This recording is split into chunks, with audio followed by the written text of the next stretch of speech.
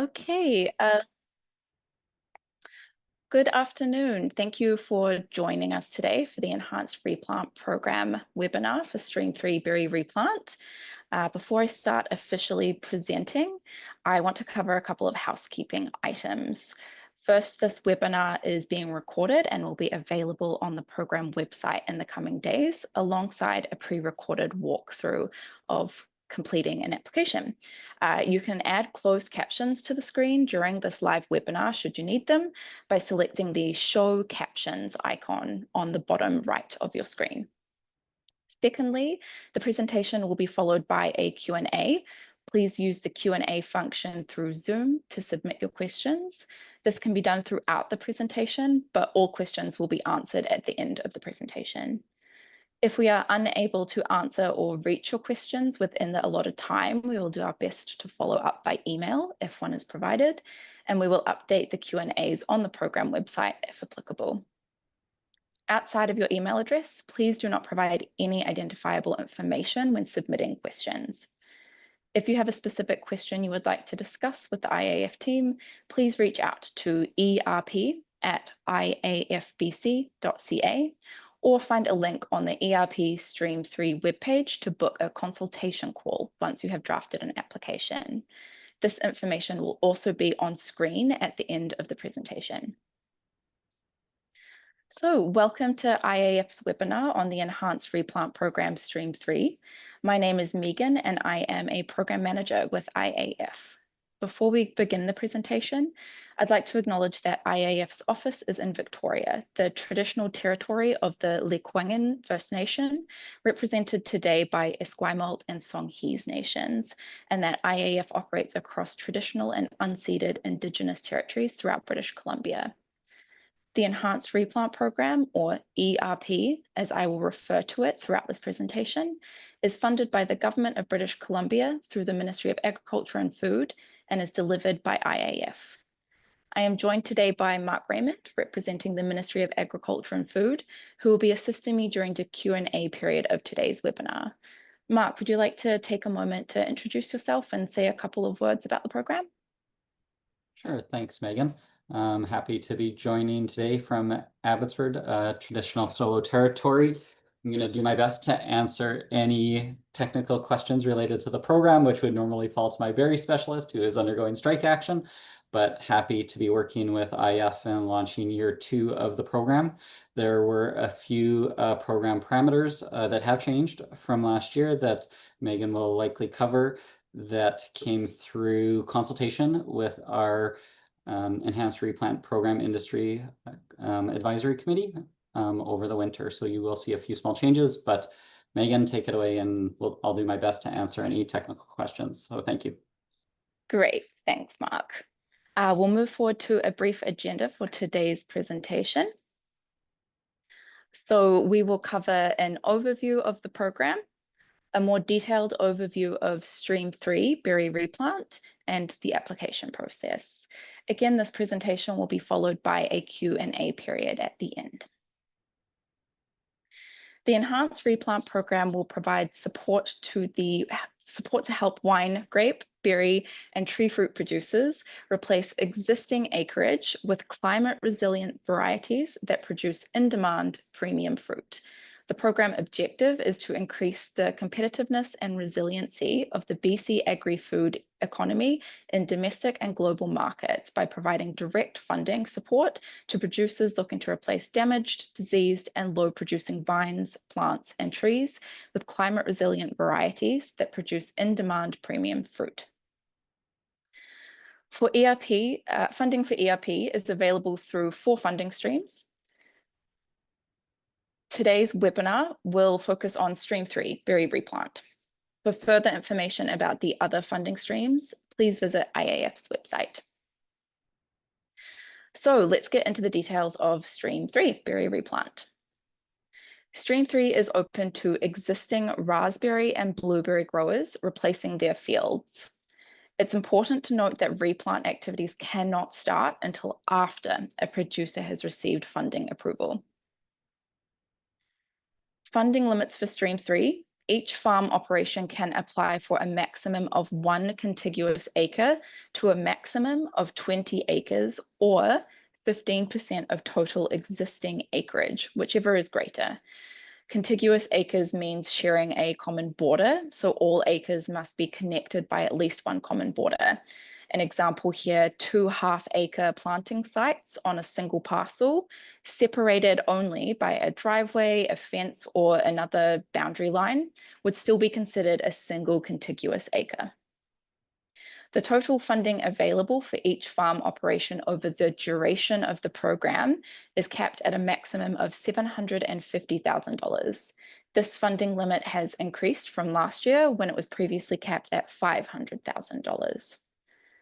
Cost share ratios depend on whether the applicant has been paid a production insurance plant loss claim or has a plant loss claim in progress for each field being replanted.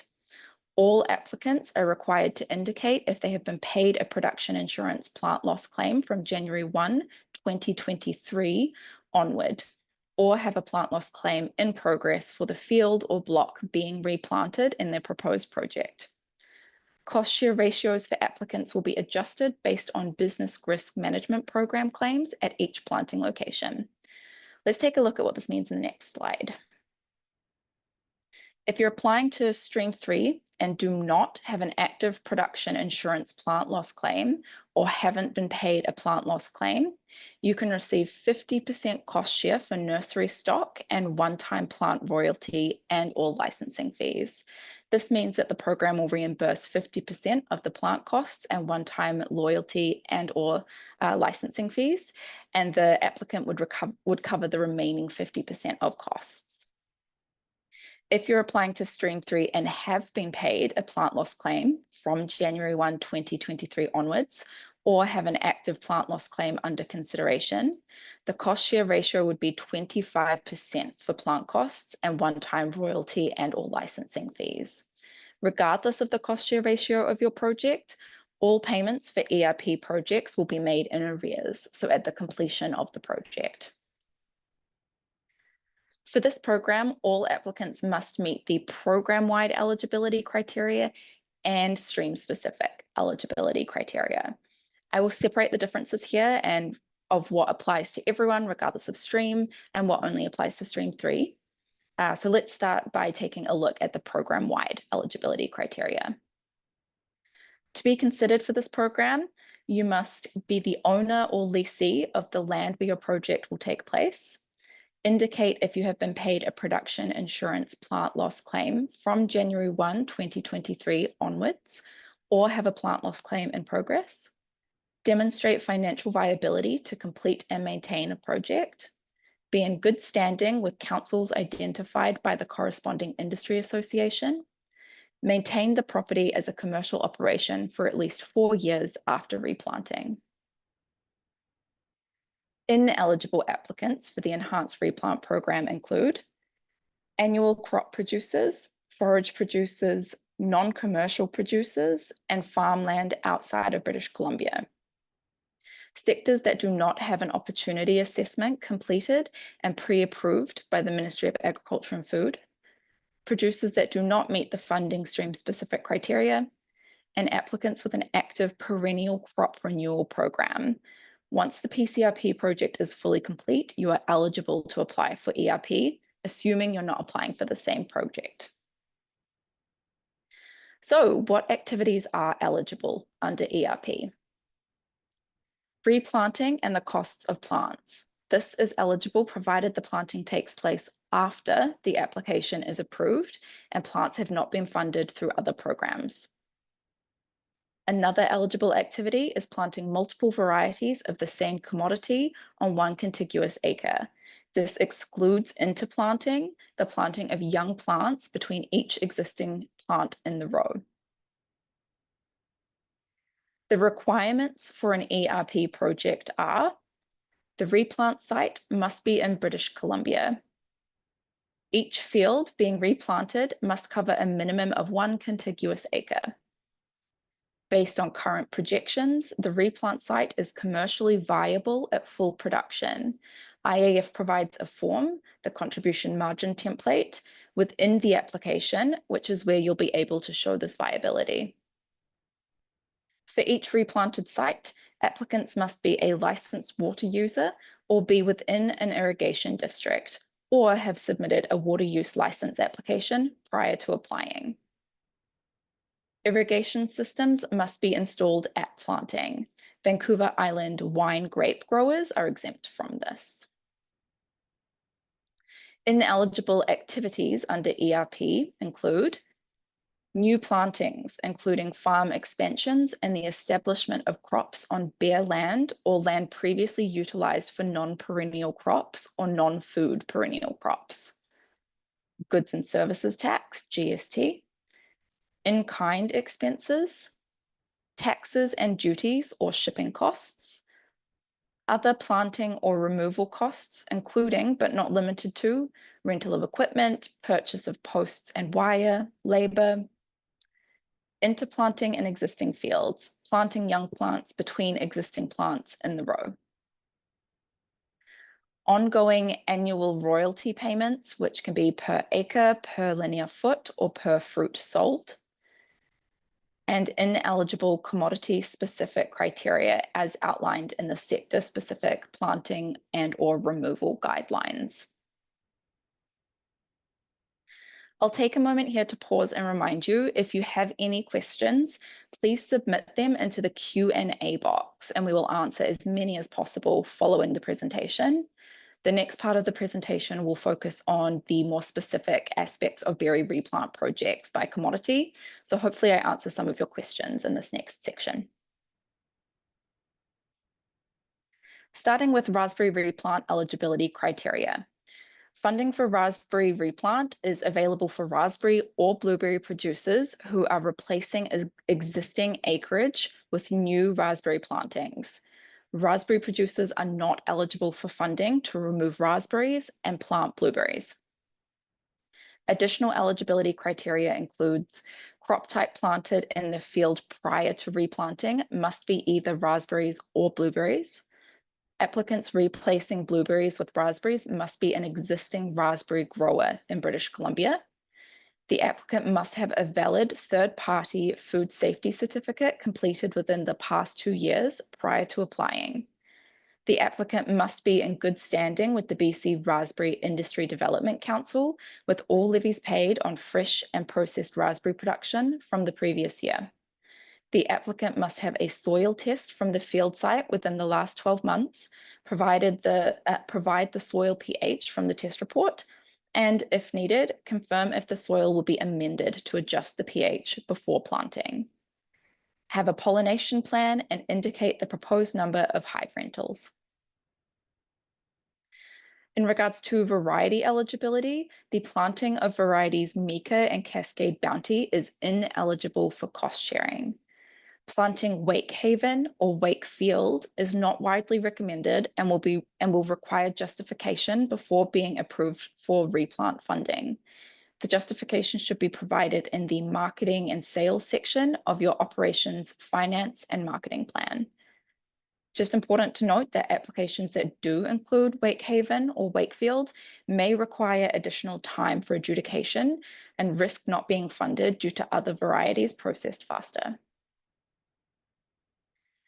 In regard to raspberry planting density eligibility, the ERP program defines standard planting density as 1,800 to 2,200 plants per acre.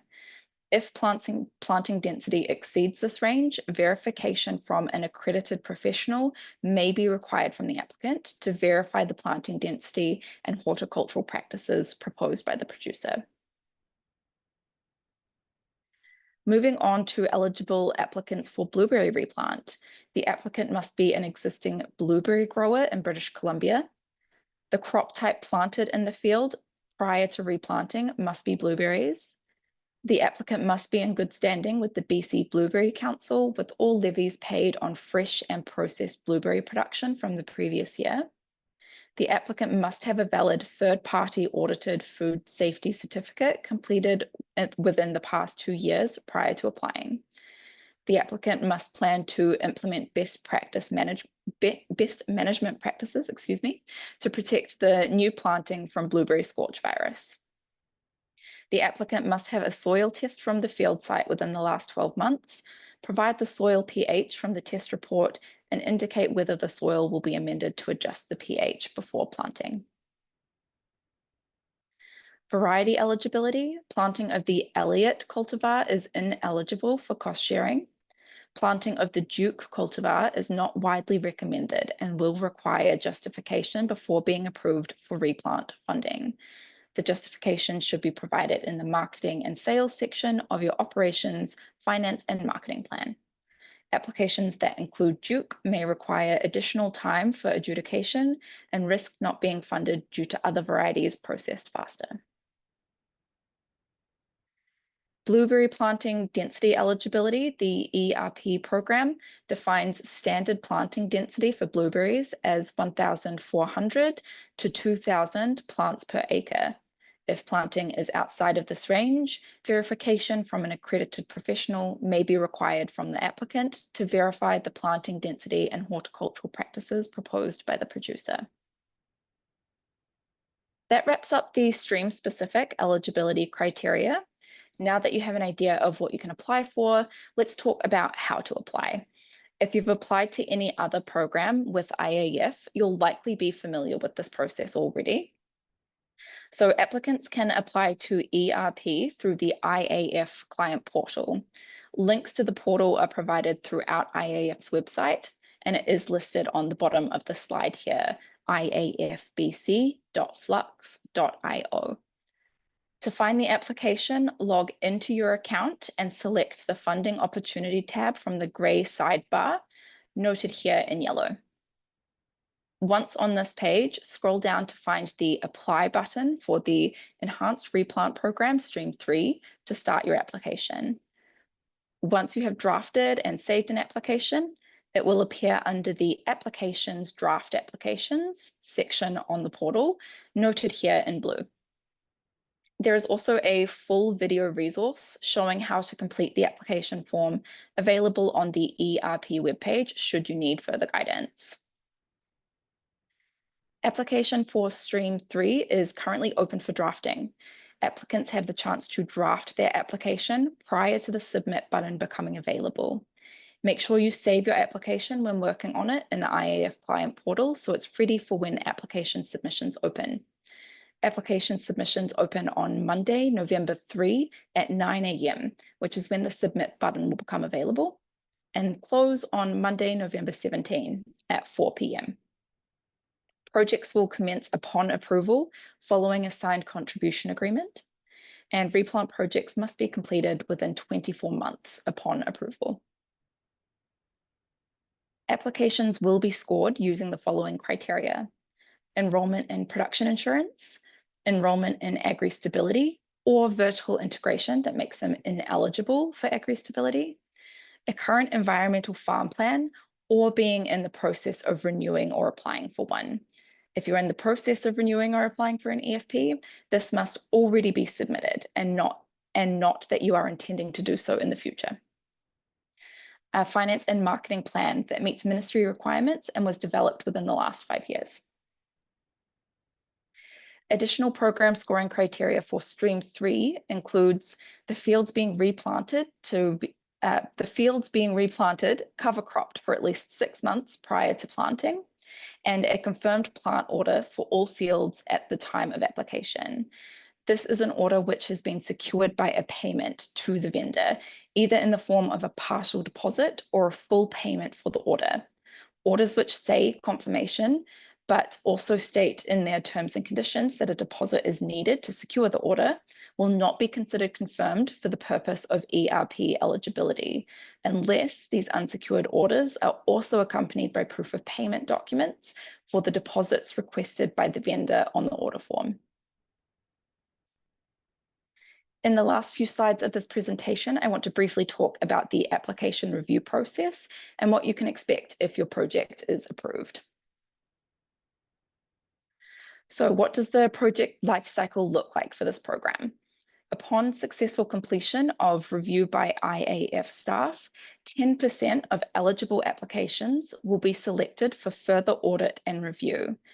This audit will involve a secondary review of applications for eligibility and validation of technical information by accredited professional.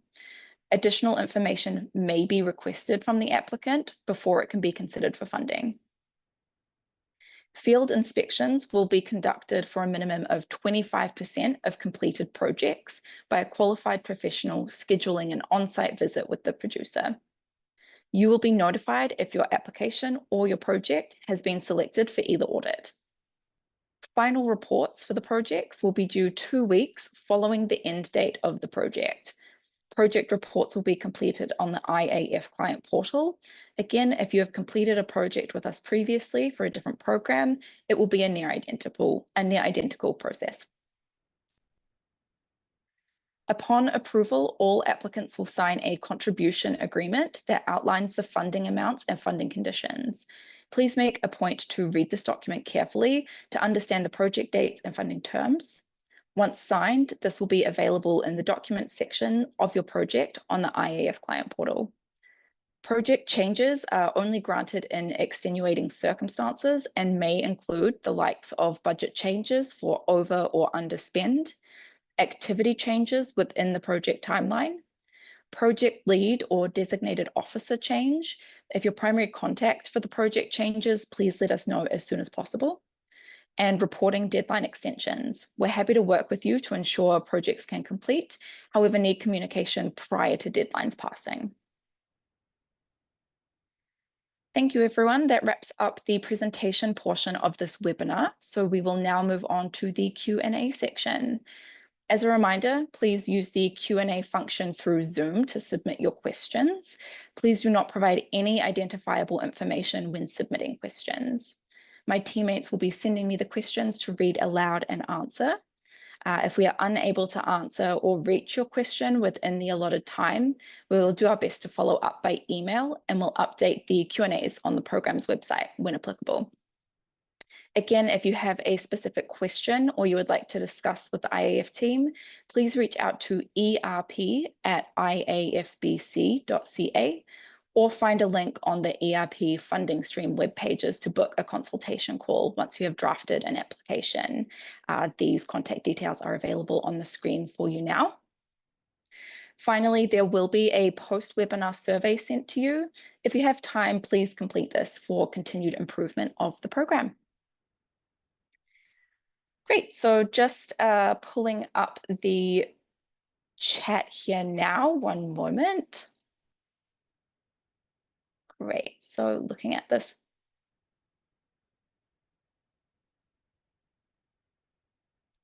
Looking at this first question here, sorry. The previous intake required a business plan. Do we not need one this intake?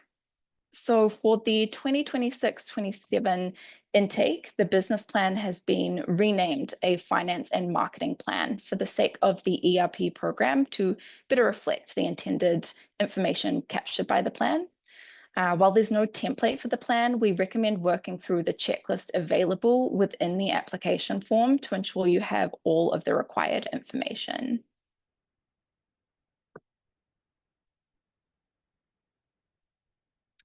Just waiting for another question to come through here.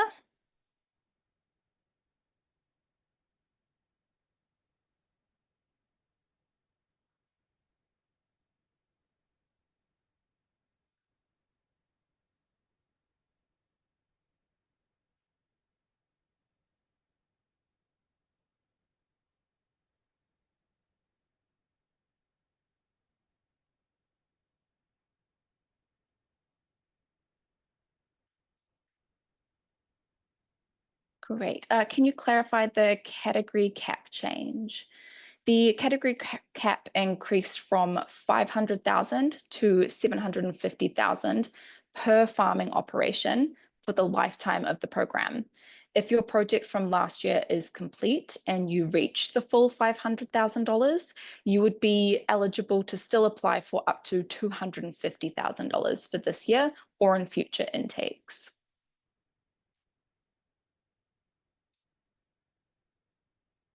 Can I buy my plants from a home nursery? Unfortunately, home nurseries are not eligible for Stream 3 berry replant in this intake. Plant materials should be sourced from a commercial nursery for the projects in this intake. I am yet to cover crop my field. Am I still eligible? Yes, cover cropping or leaving your field to fallow for at least 6 to 12 months is part of the scoring criteria, but it is encouraged, not mandatory. Replant projects have up to 24 months to complete. So there's potentially still time to include cover cropping within your project timeline there.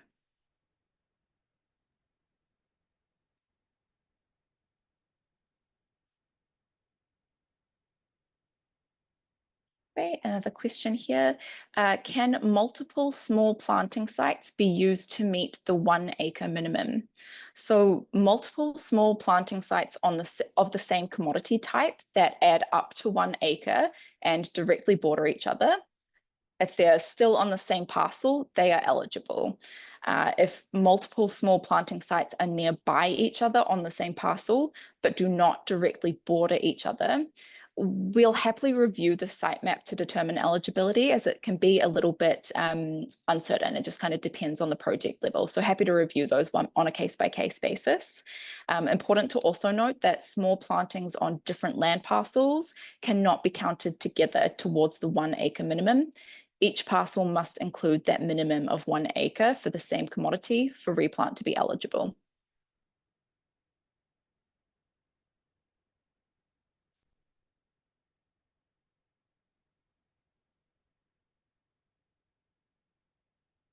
Great, just waiting for another question here to come in. Okay, great. How do I demonstrate financial viability to complete and maintain a project? So the program provides the contribution margin template within the application. So completing this form and uploading it to your application can demonstrate the financial viability of your project. The link in the application will download an Excel document, which has some pre-calculated fields based on the information you input into that. There is also a second tab in this document. Important to note that second tab is optional. However, it may further assist you in confirming that project viability and that positive return timeline for your project.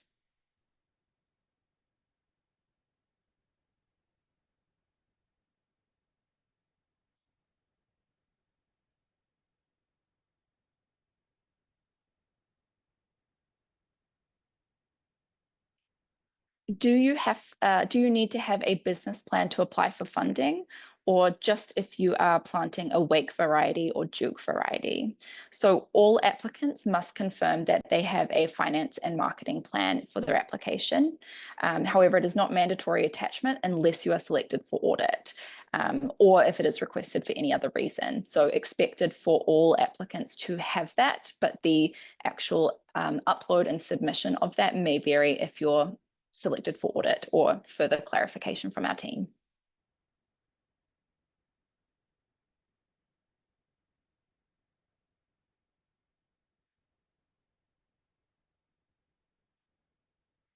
When must replanting be completed? There are some promising new varieties that won't be released until 2027. So replanting must be completed within 24 months of project approval. We are currently in year 2 out of 5 of the Enhanced Replant program. We suggest applications be submitted in future years for those projects that will be completed beyond the 24-month requirement.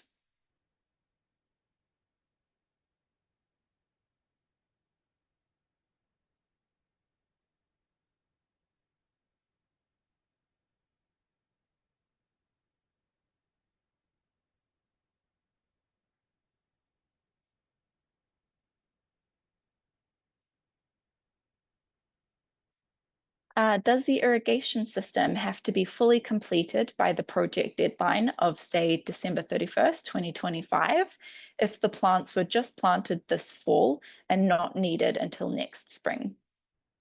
So to be eligible, an irrigation system must be fully installed in the planting location prior to replant, Also, just a reminder that to be eligible for replant activities, those activities cannot happen prior to approval. So you need to be able to submit that application and get approval and then start replanting.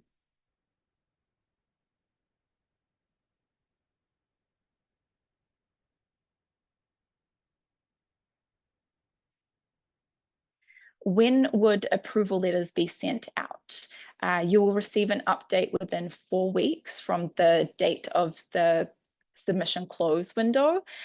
So that's when you can expect to see those kind of funding decisions come through, and that goes through the IAF client portal. So you will get emails into your inbox from the IAF client portal.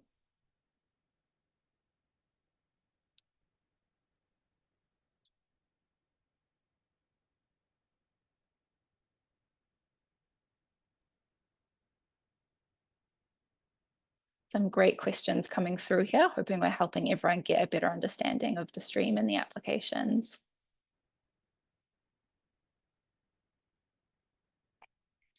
Great. Looks like we have answered most of them, which is great. Again, if for whatever reason it comes to you after this webinar, please just shoot us an email or book in that consultation call, and we can, of course, address them as they come through, knowing sometimes it's when you're thinking about it after the fact, they come to mind, right?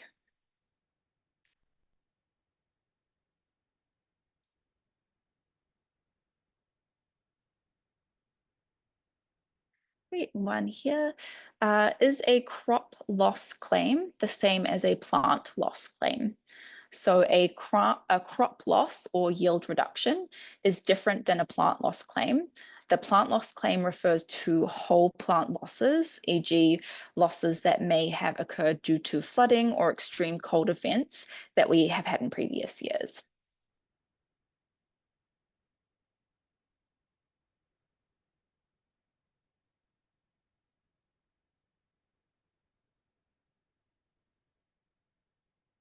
Great. Yes, and just another one here. Do you need to have a business plan to apply for funding, or just if you are planting a wake variety or juke? So I think we may have already answered this one.